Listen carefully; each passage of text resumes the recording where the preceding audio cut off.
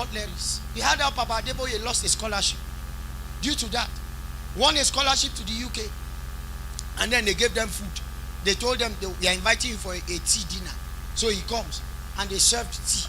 And you know there's teaspoon. Some of you just carry the big spoon. Say, no, this spoon is not doing the job. You just carry the tea and you just finish the whole thing. So he stirred his tea and they served bread. The bread will be in the middle. Our father in faith carried the bread, cut the bread, soaked it into the tea, and took it. And that's how him and somebody lost his scholarship. He had not trained himself for where he was going. If the president calls you for dinner today, can you stand? This also involves having one good clothes in preparation for that day. It's not that they start borrowing. Do you have a tie, brother? Do you have? It's a lie. Preparation comes all around. Comes all around. Some of you go and buy one good suit and keep. I mean it's preparation. Some of you go and buy one golden pen and keep. Don't use it always. Because by the time you reach and is big pen you have there, doesn't make sense. Prepare for where you are going. It's better it does not come and you are prepared than for it to come and you are not prepared. What a waste. What a waste. Lastly, whom they might teach the language and literature of the Chaldeans. Sit down. Every corridor has a language. You must learn it. Recently, I got a call from the US from one of our wonderful allies, and then there was an opportunity for people to do a contract in a particular location, and then he asked me to find people who are interested. And so I called a few persons, and then due to influence, their names just came out, so they sent them emails. There were over 2,000 people that applied, but these ones just got it at a sweep due to the influence the Lord had given us in that wise. Now guess what happens? They called one. He said, come. It's a particular location, so you must know how to speak that language to an extent. They asked the person. Every other thing was okay, except for the fact that the person could not speak the language well. And they said, we are sorry, you would have to. You know what that means? Don't say in our world today you don't want to learn English and be at the top. It's not your language, but it's the language most people buy to. You know what that means? Hope you know that because I'm speaking English to an extent, it doesn't mean because I can speak English to an extent, does not mean that I am better than you in language. I may just be better than you in English. But the question is, can your language give you the influence you are looking for? If it cannot, you know what that means? That they had to teach Daniel the language of the Chaldeans from Hebrew. So these guys were quick learners. Some of you, you know that English is a problem for you. Since when? You will not work on yourself. You keep telling yourself, Father, I declare that I love you. He loves. God understands your language, not men. Men look at what? Outward. The worst is people that mix language with English. Hearing Haka this way. No, it's not it. House English. That's not English. No. There's one we call Inglibo. Igemeya Otua like this. No, it's a lie. Do you understand? See, and Satan fools you. That word you are missing, you always add your language. One day, humble yourself.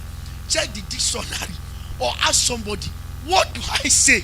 Instead of haka, haka, haka, haka. 5 minutes of learning can save your destiny. Did you not hear that language saved some people? There was a time Israel was in war with another country, and then those people have what we call the factor. They used to call Shibolet as Sibolet. So guess what? It's like Akwa Ibom. You know the way they mention some words. You can say this one is Akwa Ibom. You know some Yoruba people. You know how many of you have seen intelligent Yoruba professors? Yet when they speak, don't you know that's how it will be? Do you understand? You are looking, professor, well done. Do you understand? See, when you truly grow, the way language should come from you is that people should not trace at a first instance where you're coming from. That's the duty of that. That, you know what Paul said? He said we became all things to all men. When Paul spoke as a Roman, hope you know that. Go and read about Paul's expedition. There was a time Paul shaved his hair like a Roman. Shaved his hair. You know that what that means? If Paul went to China, he will leave his hair long and barb this part. He knew how to enter places. You enter a place, everybody is dressed properly. You're the only one that say, I carry the Holy Ghost, and you have bathroom slippers to go. And you're expecting that they will take. Some of you, God, as I'm taking you to France. Some of you, God is saying, go and learn Portuguese. Some of you, God is saying, build. Don't stop building. Don't stop. And then guess what? Lastly, be courageous. Listen, that's the last garment you wear before entering any place God is sending you.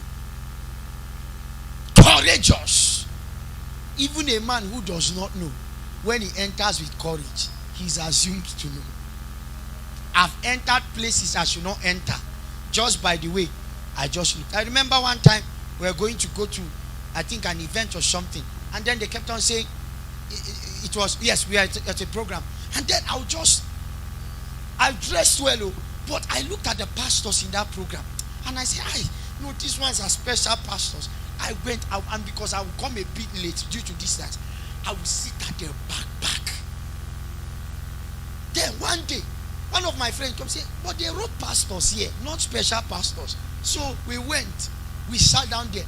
Then they came, greeted us. Wait, we were there for, it was a 1 week program. We were there for 2 days taking insult, sitting where there was no AC. Who did it? Is it the man? No, we. Ignorance. So we sat down. Somebody comes. Hello, men of God. You're welcome. We celebrate you. Thank you for all you do. That will be Salvation Ministries. We love you. Please, we'd like you to rest a while. There's a lounge. You sit down. Others are suffering under the whatever, looking for theirs. You know it's a big place. You are just there sitting down. At some point, somebody will come. Please, come with me. You see the lady walking with the whole team. Then we'll be in line. They'll take us sit down. The place I sat down, I was shocked. I looked back at where I was sitting. I could not sit. The second day, something happened. As they were taking us, they were going to shift us front. Because the last time we came, we didn't understand. They are taking the first batch, second, so we are the third room. So this time we came more earlier, and we were the first room. So as we are going, so they were going to put me close to the front.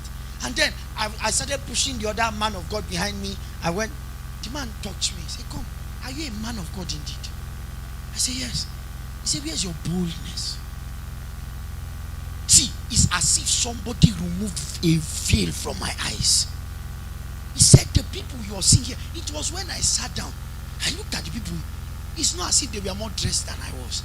The person that even talked to me, I could speak English better than him. But the man had courage. Am I saying you go anywhere and just sit down?